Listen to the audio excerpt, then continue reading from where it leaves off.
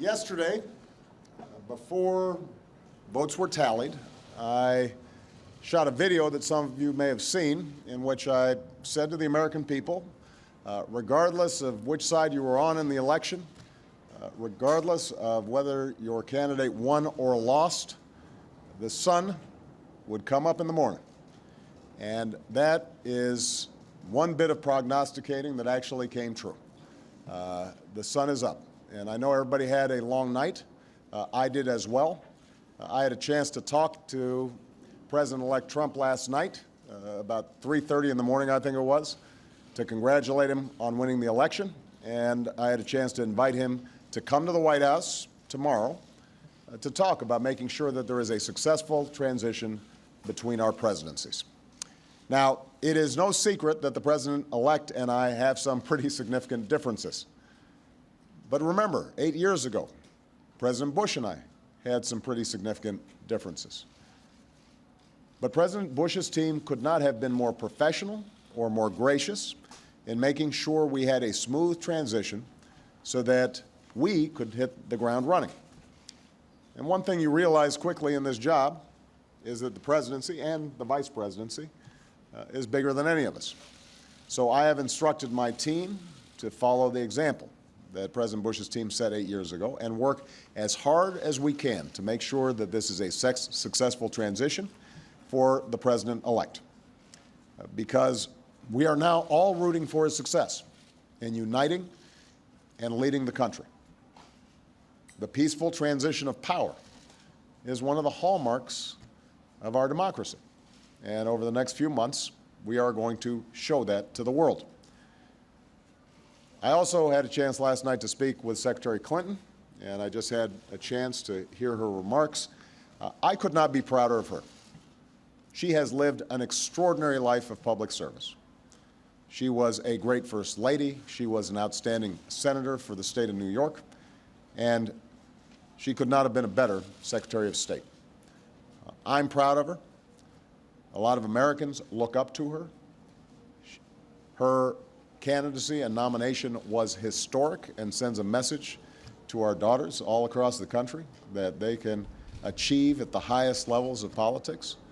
And I'm absolutely confident that she and President Clinton will continue to do great work for people here in the United States and all around the world. Now, everybody is sad when their side loses an election. But the day after, we have to remember that we're actually all on one team. This is an intramural scrimmage. We're not Democrats first. We're not Republicans first. We are Americans first. We're patriots first. We all want what's best for this country. That's what I heard in Mr. Trump's remarks last night. That's what I heard when I spoke to him directly. And I was heartened by that. That's what the country needs.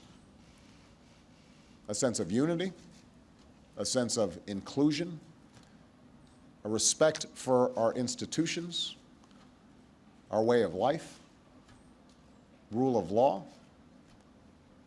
and a respect for each other. I hope that he maintains that spirit throughout this transition, and I certainly hope that's how his presidency has a chance to begin. I also told my team today to keep their heads up because the remarkable work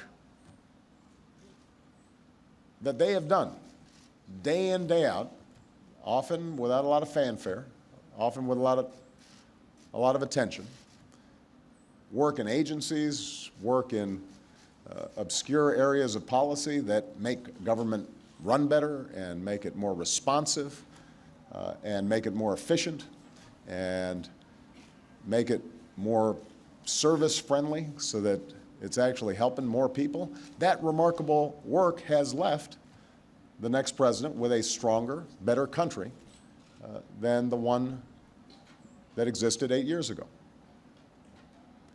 So win or lose in this election, that was always our mission. That was our mission from day one. And everyone on my team should be extraordinarily proud of everything that they have done. And so should all the Americans that I've had a chance to meet all across this country, who do the hard work of building on that progress every single day.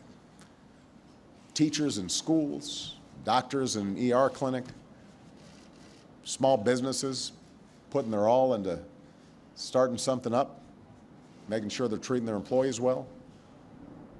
All the important work that's done by moms and dads and families and congregations in every state. The work of perfecting this union.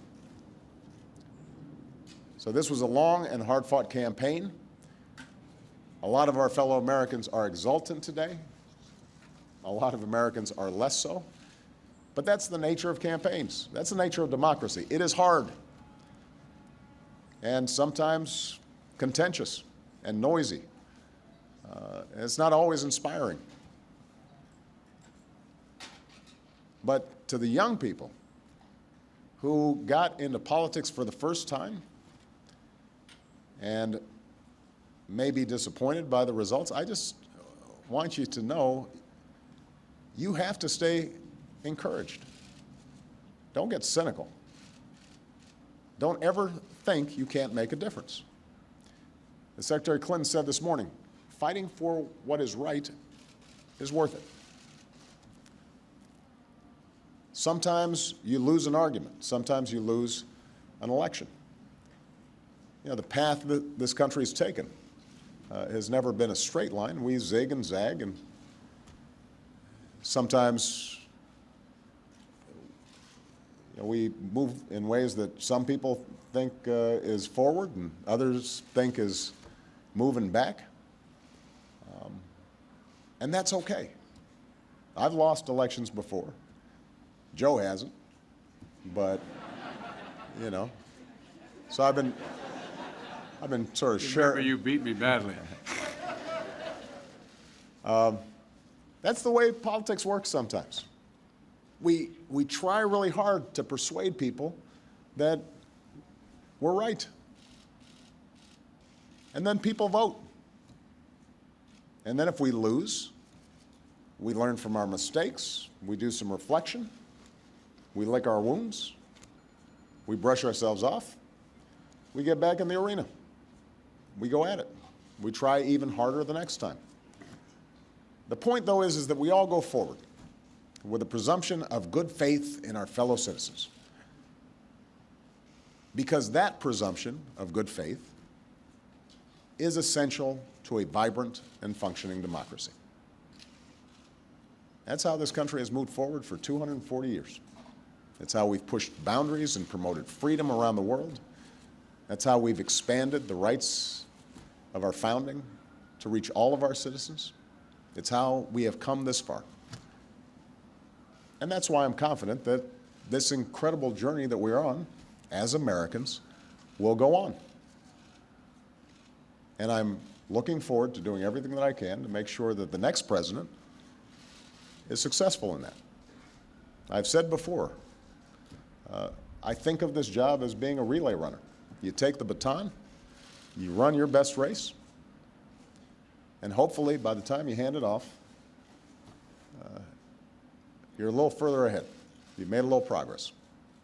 And I can say that we've done that, and I want to make sure that handoff is well executed because ultimately we're all on the same team.